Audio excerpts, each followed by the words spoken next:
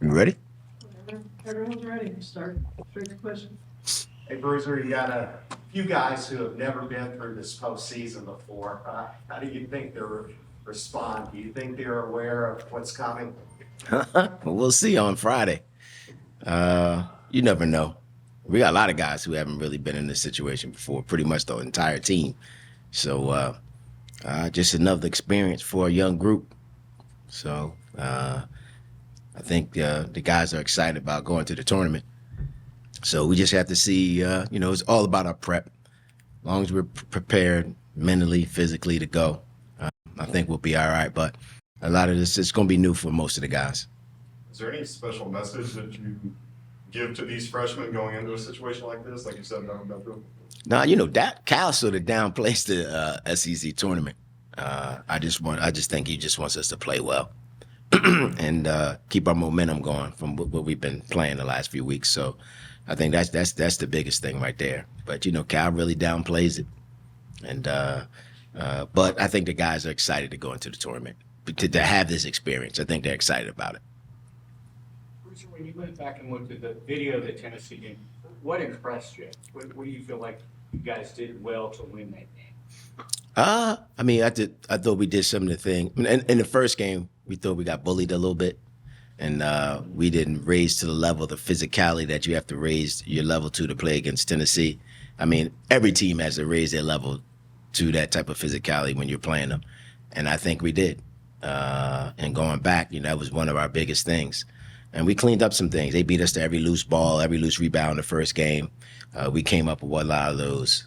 We talked about certain things that we wanted to do that we didn't do in the first game, and we did it. So, but the biggest thing was, all right, when you're playing Tennessee, what's the number one thing? You got to be ready for a very physical game, and that's the biggest challenge. And I thought we raised to that challenge.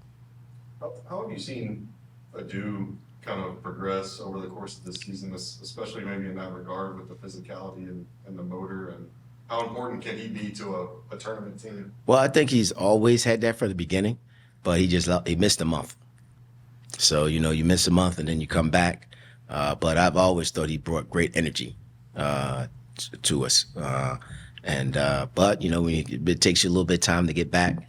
But I think he's playing with that same type of energy. In that respect, I think he's been he's been good. But he's always brought athleticism and energy to the team.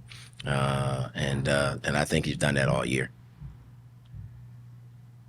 You say Cal downplays it. How excited are you personally about heading into this thing? It's tournament time. You always want to win championship. You know what I mean? That's what you play sports for. You always want to try to win a championship, and this is the conference playoffs. And you always want to try to bring that trophy home. You get excited about it. It's going to be tough because this league has been really good, and it's very even from top to bottom. So it's going to be some good games in this tournament. Hopefully on Sunday we lifting the trophy. You mentioned Adu was missed a month. A guy like Trey, who's got some nagging injuries and beaten up a little bit, how has this extra time helped him, and how close is he close to being, nobody's 100%, but being healthy? For him, I just think it's about being able to, he wasn't able to do anything. So that's what hurts you a little bit. So for him to be able to get back on the court and do some extra work and really get in, I want to say, basketball shape again. I think that's the biggest thing for Trey. So he's able to do that. He'll probably do a few more workouts more than a couple guys during this time, just to get himself back going again. We're scrimmaging a lot more against each other, so I think that'll help him out too.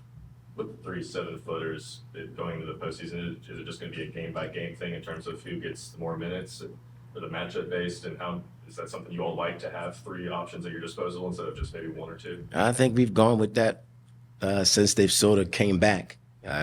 Whoever pretty much plays well in the game plays the most minutes.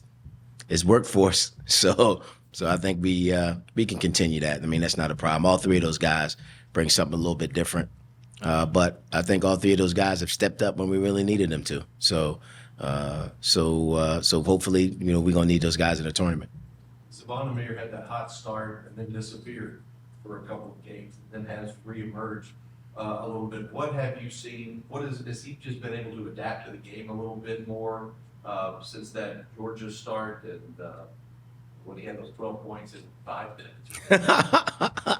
Well, I'll be honest with you. I mean, he couldn't do anything for almost, you know what I mean? He really didn't practice with us, you know, so for him, I mean, he really didn't start doing anything until he came on the court. He just had that great start.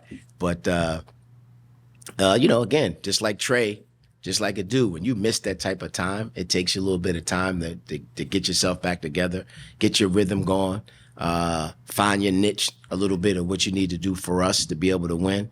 And I think that's what he's finding his way a little bit, and he's playing a little bit better with it. It's been a few years since you've won this thing. Is the team doing anything different, preparation-wise, routine-wise, in order to get ready for this? I don't think so. I think we're, and I think a lot of that also has to do with each team.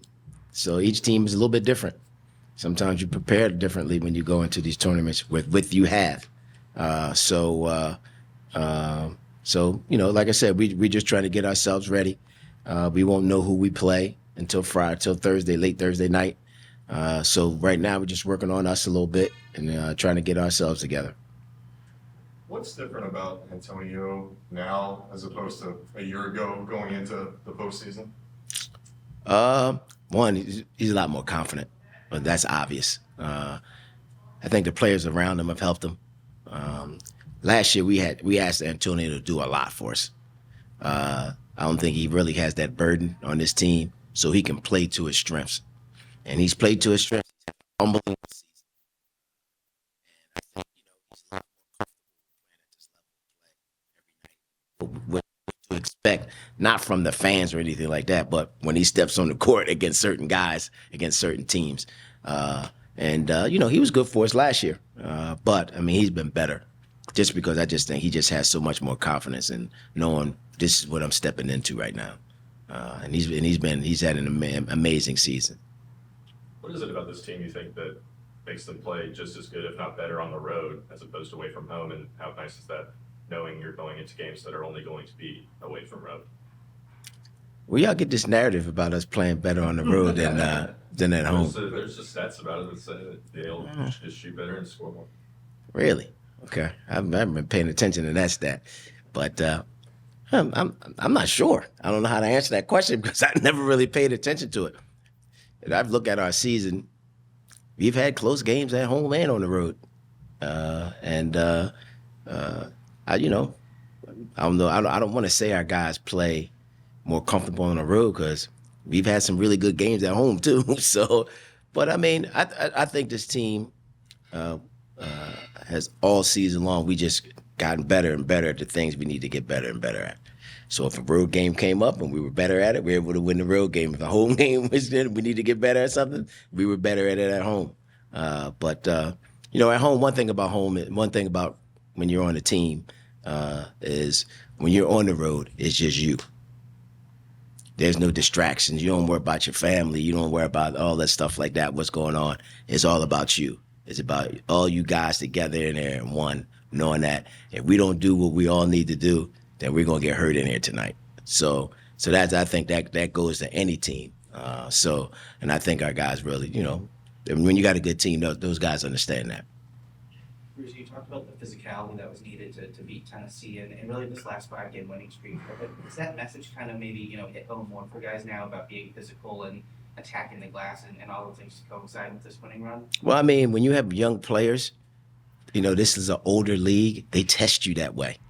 So the first thing they're going to see is, okay, I'm going to knock them down a little bit. Let me see how you play. I always laugh with the guys because they talk about how old I am. You know, I played with the short shorts. And they say, what would you do to me if I played against you? I'd knock you down because that's the way we played back then. You know what I mean? So I think we get tested that way because we have a young team. You know, we have mostly freshmen, and they say, you know what? Let's see if they can take it physically. We got guys that have been in school for 4 or 5, some 6 years. You know what I mean? Let's see how it feels. Let's test them in that way. And I think we've done better since the South Carolina game. Because South Carolina was the really true first test of, okay, we're going to beat you up a little bit. I mean, I think we've handled a lot better since then. You bring up the South Carolina game. Was it just something like that, getting punched in the mouth? Yeah. You know, these guys haven't experienced it. And, you know, that's what happens when you have a young team.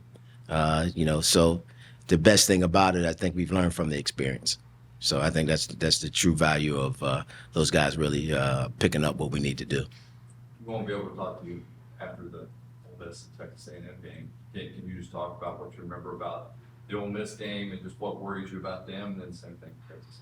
I actually thought the Ole Miss game was one of our better games in terms of we talk about our details. And I think that was one of the first games when we really looked at it and said, okay, we did the things we talked about consistently. And I thought that sort of got us going a little bit, that game. And Texas A&M, tough game down there. At the time, I was marveling about I've been in basketball for a long time. And we scored 92 points on the road, usually win. If you're the road team and we lost. I was like, man, we just scored 92 and we lost. But I think that was one of the first meetings of, okay, this is the intensity of being on the road that our guys really got in that building. But tough teams. Like I said, the league has been amazing this year, best since I've been here, from top to bottom. So really good players on both teams. So we're gonna, no matter who we play, it's gonna be a tough game. I think we'll be ready for it. Would there be something you see in Texas A&M again since that was a loss? I'll be honest with you. If we do, we do. If we don't, we don't. But they've actually been playing well.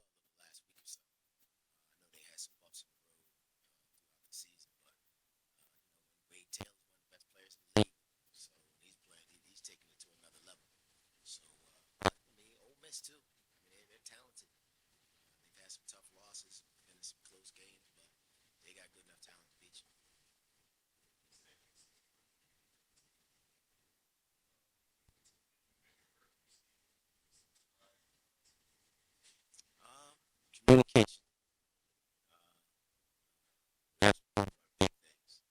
Communicate.